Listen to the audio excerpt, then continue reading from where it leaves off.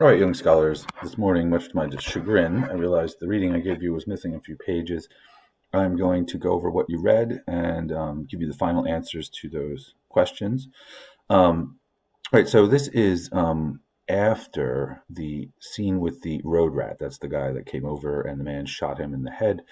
I reviewed that little action sequence, and this is later in the night, trying to keep the boy warm, and he's thinking to himself. And these are the thoughts that are weird that I want to make sure we don't just skim over.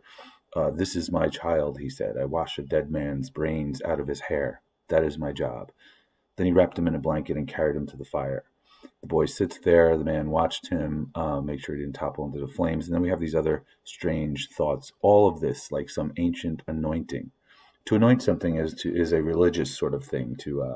In Catholicism, there's a baptism, and they're anointed. A baby is anointed with oil on the forehead, and then water is poured over the child to cleanse him of his original sin. That's just a common sort of anointing. These days, every or most religions have some form of it. So again, there's this giving meaning to stuff in this horrible world is sort of a theme here that people don't just survive; they try to give meaning to whatever new rituals may arise, and that's not completely irrelevant to the world we live in. People are coming up with new rituals to or ways of dealing with the holidays, just to keep things relevant. In other words, they can't; they're in quarantine, so maybe we make new sorts of rituals. Okay, so he's replacing all rituals, but so these are thoughts in the man's head again, evoking religion. All of this, like some ancient anointing, so be it. Evoke the forms. Where you've nothing else, construct ceremonies out of the air and breathe upon them. So that's just another way of saying what I just said, where there's no structure, no ceremony, you make your own. All right. So even though they're just two homeless people wandering an apocalypse, there is some ritual that they need to give meaning and context to the things that they're going through. All right. It helps humans make meaning. Um, so we're on page 14 of the PDF. Again, this is them still sort of surviving in the dark that night. In the morning, they would see if there were tracks in the road or not. This now again, he's referring to the road rat, the man who he had to kill. This was the first human being other than the boy that he'd spoken to in more than a year. My brother at last. The reptilian calculations in those cold and shifting eyes, the gray and rotting teeth, claggy with human flesh. Who has made of the world a lie every word. So again, the man is thinking that this is the first human being we've come across and the person that I've spoken to, and it was this guy who has been reduced to the sort of reptilian calculations of trying to survive, not looking at other humans with any kind of empathy, just looking at them as opportunities for food. And this last line, who has made of the world a lie every word.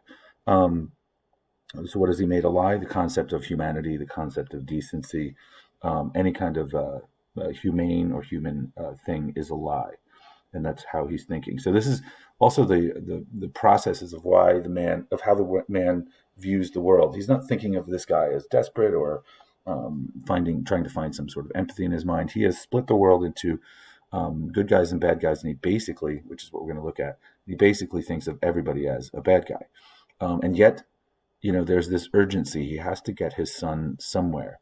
And so that's going to require, because he's not long for this world, it's going to require him to, at some point, trust somebody.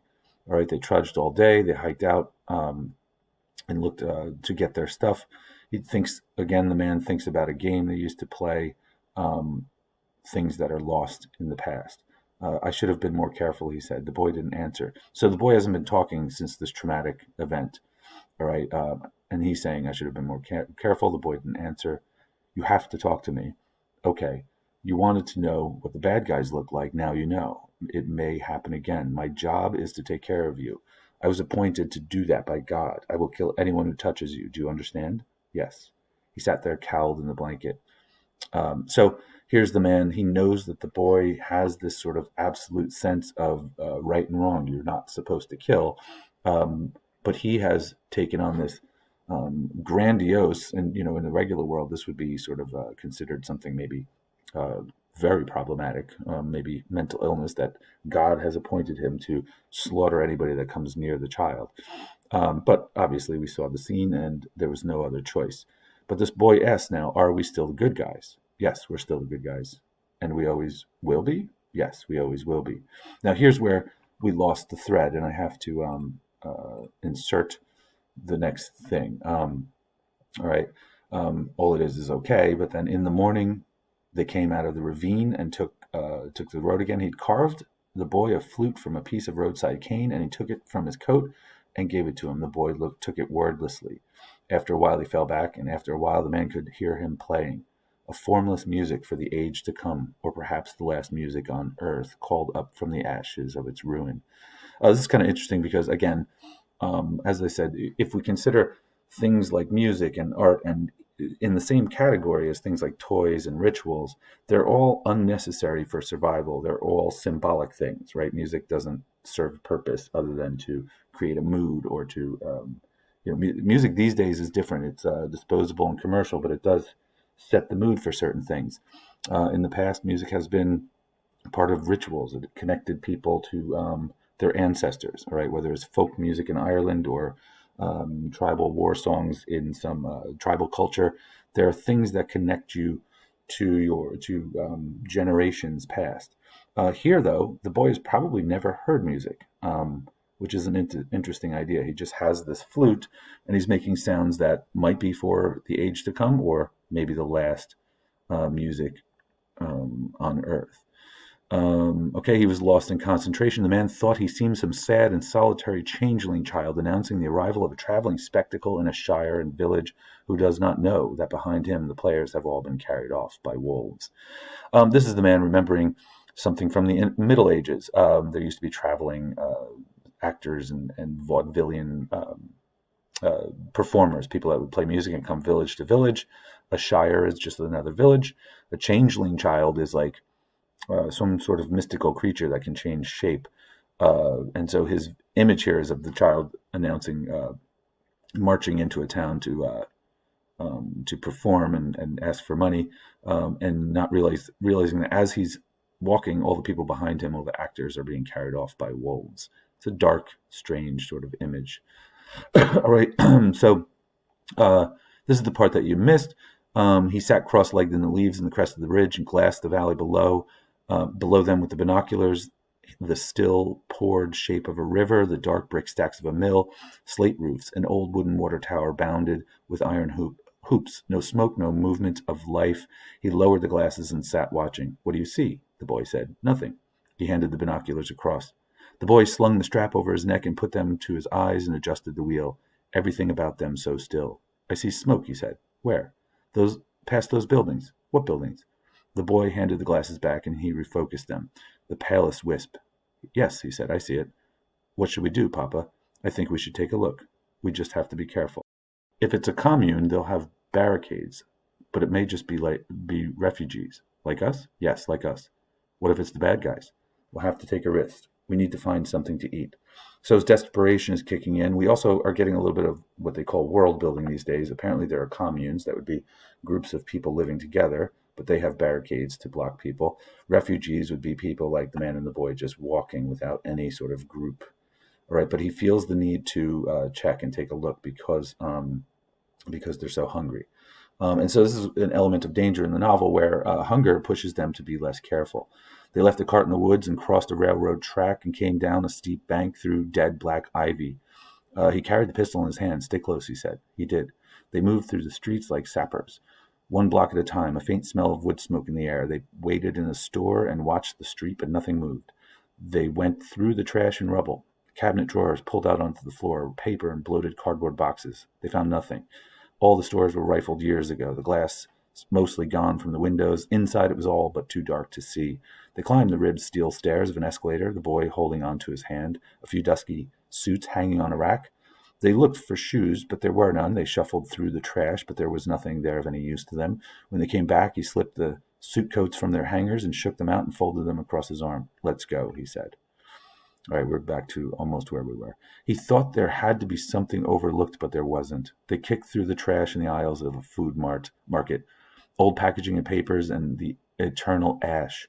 He scoured the shelves, looking for vitamins. He opened the door of a walk-in cooler, but the sour, rank smell of the dead washed out of the darkness, and he closed it quickly. He quickly closed it again. So he thought maybe there was like a food in a restaurant refrigerator, but there were dead bodies. They stood in the street. He looked at the gray sky, faint plume of their breath. The boy was exhausted. He took him by the hand. "We have to look some more," he said. "We have to keep looking." The houses at the edge of the town offered little more. The boy climbed the back steps into a kitchen and began to go through the cabinets, the cabinet doors all standing open, a can of baking powder. He stood there looking at it. They went through the drawers of the sideboard in the dining room. They walked to the living room, scrolls of fallen wallpaper lying on the floor like ancient documents. He left the boy sitting on the stairs, holding the coats while he went up. Everything smelled of damp and rot. In the first bedroom, a dried corpse with the covers about its neck. And now we're back on page 15 of the PDF where you guys were. I just read this line, everything smelled of damp and rot. At the top of the hill, sorry, I just have to turn off that thing. At the top of the hill, he turned and studied the town, darkness coming fast. All right, here's, again, they're very desperate. "I'm hungry, Papa. I'm really hungry. Will we be able to find our stuff?" "Yes, I know where it is. What if somebody finds it?" Because they hide the cart, right? They listened. Then in the distance, he heard a dog bark. He turned and looked toward the darkening town. "It's a dog," he said. "A dog?" "Yes." "Where did it come from?" "I don't know." "We're not going to kill it, Papa." Are we, Papa?" "No, we're not going to kill it." Again, the boy is desperate here, but the idea of killing a dog for food is something he can't fathom. He doesn't want to do. Now, there's something important here that develops throughout the novel that I want you to track, and I'll put that in the next set of study guide questions. Let's see. They have to carry. Okay. He woke in the night and lay listening. He couldn't remember where he was. He thought the thought made him smile. So he's happy to wake up and not know immediately that he's in the apocalypse. "Where are we?" he said. "What is it, Papa?" "Nothing." All right. So that was the father who actually said, "Where are we?" "What is it, Papa?" "Nothing. We're okay. Go to sleep." "We're going to be okay, aren't we, Papa?" "Yes, we are." "And nothing bad is going to happen to us?" "That's right." "Because we're carrying the fire?" "Yes, because we're carrying the fire." Now, obviously, they're carrying something to make fire, but this idea that we're carrying the fire is more symbolic, because having the ability to make fire doesn't mean nothing is going to happen to you. This is an indication of something that, much like the good guys and bad guys, the father has been teaching the child, and we're going to try to discern what that is. Now, here's the part where the kid thinks he sees the boy, while the man is in the house, thinks he sees another boy, and he ran across the road and up the drive, chasing after a little boy. Whether it's a real little boy or not, we don't know. "What are you doing?" he hissed when the father catches him. "What are you doing?" "There's a little boy, Papa. There's a little boy." "There's no little boy. What are you doing?" It's the first time also the father is angry and reprimanding the child. All right. "Yes, there is. I told you to stay put, didn't I? I want to see him, Papa." "Now we've got to go. Come on." "I just want to see him, Papa. I just want to see him." The man took him by the arm, and they went back up through the yard. The boy would not stop crying, and he would not stop looking back. "Come on," the man said. "We've got to go." "I want to see him, Papa." "There's no one to see. Do you want to die? Is that what you want?" "I don't care," the boy said, sobbing. "I don't care." The man stopped. He stopped and squatted and held him. "I'm sorry," he said. "Don't say that. You mustn't say that." So then our main character boy can't get over this. Later on, he says, "What if the little boy doesn't have anybody to take care of him?" He said, "What if he doesn't have a papa?" "There are people. They were just hiding." He pushed the cart. The boy was pulling his coat. "Papa," he said. "What?" "I'm afraid for that little boy." "I know, but he'll be all right." "We should go get him, Papa. We could get him and take him with us. And we could take him and we could take the dog. The dog could catch something to eat. We can't." So here again, we see the negative view of the father, the cautious view versus that of the child. All right, running out of time, but here again, stories are like flutes and like rituals. They are things that help us understand the world, but they do not keep us alive. And here the boy is questioning the stories as not being true. And we'll deal with that a little bit more later. I got to stop.